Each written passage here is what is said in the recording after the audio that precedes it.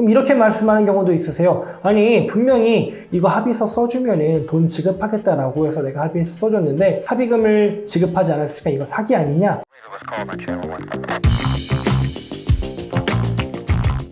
네, 오늘은 최악의 형사합의, 이런 합의는 차라리 안 하는 게 낫다 라는 주제로 한번 말씀 나눠보도록 하겠습니다. 저희가 피해자를 대리해서 사건을 진행하다 보면요, 가해자 측에서 변호사님 우리 합의합시다 라고 연락이 오는 경우가 정말 많습니다. 저희가 개입을 해서 합의하는 경우에는 그런 합의를 절대 하지 않는데, 피해자분들이 변호사 선임하는 게 비용이 들어가다 보니까 개인적으로 합의를 해오시는 경우가 많습니다. 저희한테 오는 경우가 어떤 경우가 많냐면요, 개인적으로 합의를 해오셨는데 가해자 측에서 합의 조건을 이행하지 않는 거예요. 그런 경우에 저희한테 다시 와서 사건을 다시 진행을 해달라고 하시는데요, 사실은 그렇게까지 된 경우 이미 늦은 경우가 많습니다. 그래서 이 영상 보시고요, 혼자 합의를 진행하시더라도 이런 합의는 절대 하면 안 된다라고 말씀을 드리고 싶습니다. 자, 그럼 단도직입적으로 말씀드려 보겠습니다. 이런 합의는 절대 하지 마시라. 크게 두 가지입니다. 하나는 외상합의고요, 둘째는 분할합의입니다. 외상합의라는 게 뭐냐면요, 지금 당장 내가 돈이 없으니 일단 합의서를 써주면 언제까지 돈을 주겠다, 그리고 합의서를 써주고 공증까지 받아주겠다. 만약에 내가 돈을 지급하지 못하면 이 공증을 가지고 직접 바로 소송 없이도 집행을 할 수 있기 때문에 공증을 받아달라 라고 하면서 합의서를 작성을 하는 겁니다. 두 번째는 분할합의입니다. 분할합의라는 게 뭐냐면요, 내가 지금 당장 합의금 100%를 다 지급할 여력이 안 되니까 일단은 10%는 먼저 지급을 하고 나머지 90%는 1년 혹은 2년이라는 기간 동안에 내가 월급 받아서 매달 지급하도록 하겠다. 이렇게 하는 게 당신도 합의금 받고 좋지 않겠느냐 라고 해서 분할합의를 하는 겁니다. 이게 왜 안 좋냐면요, 외상합의든 분할합의든 간에요, 가해자들은 합의서를 받아서 경찰, 검찰, 법원에 제출한 다음에 충분히 선처를 받습니다.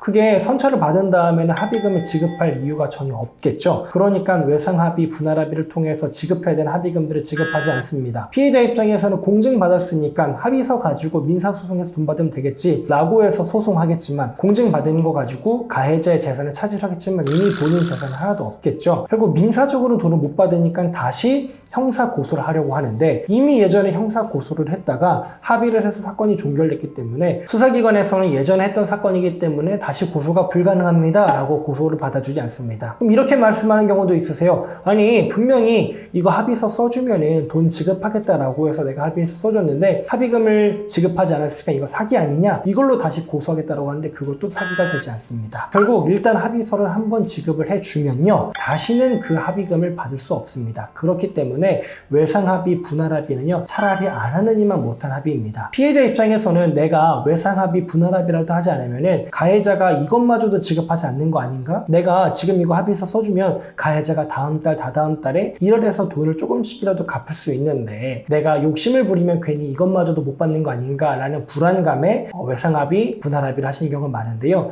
이런 합의는 안 하시는 게 차라리 낫다라는 점을 말씀드리고 있습니다. 그래서 가해자가 만약에 외상합의를 하겠다, 분할합의 하겠다 라고 말씀을 하시면 단호하게 전화 끊으시고요, 나는 그렇게 합의하지 않는다라고 말씀하시면 좋습니다. 다만 합의 금액이 너무 큰 경우에는 현실적으로 가해자가 실제로 한 번에 합의금을 지급하지 못할 수도 있습니다. 이런 경우는 크게 두 가지 방법 생각하시면 좋은데요, 첫 번째 방법은요, 가해자가 분할합의를 했을 때요, 어느 정도 합의금을 지급하기 전까지는요 합의서를 써주지 않는 방법이 있습니다. 가해자에게도 그렇게 말씀을 하세요. 내가 당신 뭘 믿고 합의서를 지금 바로 써주겠느냐, 근데 사건 자체가 경찰이든 검찰이든 법원 단계든 오래 진행이 될 테니까 매달 나한테 얼마씩 지급하면은 최소 50%, 70%, 80% 이상을 지급한 다음에 내가 합의서를 써주겠다 라고 말씀하신 게 좋은 방법이 있습니다. 또 다른 하나는 뭐냐면요, 외상합의나 분할합의를 한다 하더라도요, 최초에 합의금 중에 50% 정도는 일시금으로 받으시는 게 좋습니다. 예를 들어서 1000만 원의 합의를 하기로 하셨으면요, 처음에 500만 원 정도는 받으시고 나머지 500만 원은 나눠서 갚겠다, 이런 정도의 합의금은 하셔도 좋을 것 같습니다.